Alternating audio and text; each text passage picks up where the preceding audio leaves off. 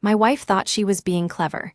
She really thought she could skim thousands of dollars from our joint account and squirrel it away for herself. She probably pictured me either never noticing or throwing a fit when I did. But she forgot one tiny little detail: I'm an accountant. And I don't get mad, I get proof. Anyone looking at us would have thought we had it all. 10 years married, beautiful house in the suburbs, 2 cars, a golden retriever, the whole 9 yards. We even had a 5-year plan to retire early and see the world. We shared everything: our dreams, our goals, and a series of joint bank accounts that I naturally managed. She always laughed about my job. I was her human calculator, the guy who'd build a spreadsheet for anything from vacation savings to our weekly grocery budget. It's what I do for a living. I'm a forensic accountant, the person companies hire to untangle the messy financial webs spun by white-collar criminals. I just applied those same skills, meticulous, organized, transparent, to our life. I thought we were a team. I thought we were building our future together, brick by financial brick. She knew I reconciled our accounts to the penny every single month. She used to say she found it endearing. Turns out, she just saw it as a challenge. It all started with a single, tiny thread that almost anyone else would have ignored.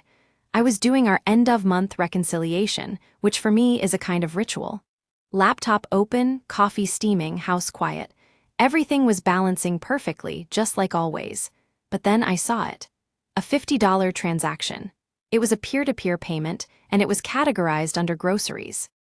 Now $50 is nothing in the grand scheme of things. A rounding error, really? But 2 things felt off. First, we never used that particular P2P service. And second, I categorize all our expenses, and I knew for a fact I hadn't touched this one. It was a tiny crack in an otherwise perfect financial statement, but for an accountant, an unbalanced ledger is like a personal insult. It's a puzzle you just have asterisk to solve. I flagged it, thinking it was just a simple mistake. But that little voice, the one I trust in my day job, was whispering that something was wrong. That one little thread was all it took. Without saying a word to her, I didn't want a huge fight over what could have been an honest mistake. I did what I do best. I opened a new spreadsheet on my personal computer and gave it a code name: Project Nightingale. Florence Nightingale wasn't just a nurse. She was a brilliant statistician who used data to reveal hard truths. It felt right. I logged into our online banking portal and downloaded 2 full years of transaction data. Checking, savings, credit cards, everything. It was a mountain of data, thousands of lines that would make most people's eyes glaze over. For me, it was my comfort zone. I fired up my software and started running forensics. I set a filter for all P2P transfers, and that's when my stomach dropped. It wasn't just one $50 transfer. There were dozens, all sent to a username I'd never seen before: Sunny Days 88. They started exactly 2 years ago, like clockwork, $50 every single Friday. Then, a year ago, it changed. The transfers jumped to $150 every single Friday. I built a pivot table, which is really just a tool for finding a single, undeniable pattern in a heap of data. The pattern wasn't just there, it was screaming at me. This wasn't a mistake. This was a system. It was deliberate, calculated, and hidden. I summed the column. The grand total glowed on my screen: $32,750. That number is now permanently burned into my brain. The betrayal wasn't just the money. It was the discipline of it. This wasn't a one-off panic move. It was a long con. My audit had led me to a digital wall. I had the username, the dates, the amounts, but I couldn't legally prove where the money ended up. From my side of the app, the destination account was invisible. She could just say she was sending money to a family member in need, and it would be my word against hers. I needed something concrete, something she couldn't deny. And then, it just showed up in our mailbox. It was a Wednesday, and I was grabbing the mail. Tucked between the junk mail and a magazine was a thick, cream-colored envelope addressed only to her. It was from a major national bank, one we'd never ever used. My first instinct was to just leave it on the counter for her, but the return address was a bank. The same bank, whose logo I recognized as a transfer partner in the P2P app. My heart started pounding. I took the envelope into my office. My hands were perfectly steady. My mind was ice cold. I opened it. Inside was a heavy, embossed letter that started with, "Dear valued client, congratulations on achieving Platinum Premier status with us." I scanned the document. Platinum Premier status, it explained, was for clients who kept a balance over $50,000. 50,000. My spreadsheet had tracked $32,750. The math was wrong. And that could only mean one thing: there was more money in that secret account than just what she'd taken from our joint funds. This secret life of hers was even bigger than I'd realized. That letter was the smoking gun. It proved the account was real, and it proved her deception ran far deeper than my audit had even shown. I didn't yell.